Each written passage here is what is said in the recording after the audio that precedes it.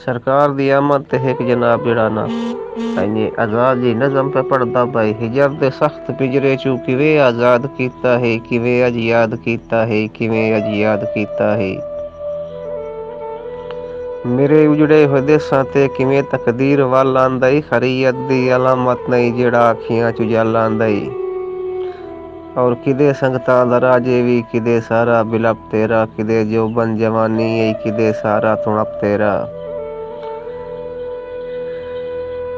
तेरी आमद ते काविड़ दा एडा इजहार क्यों कीता है जे पुछना तो जरूरी है एडा इसरार क्यों कीता है जिहड़े दिल च वसाई तैनू तड़े शिकवे तू पाक होवे मुनाफिक जेही बीमारी तू बिल्कुल ठीक ठाक होवे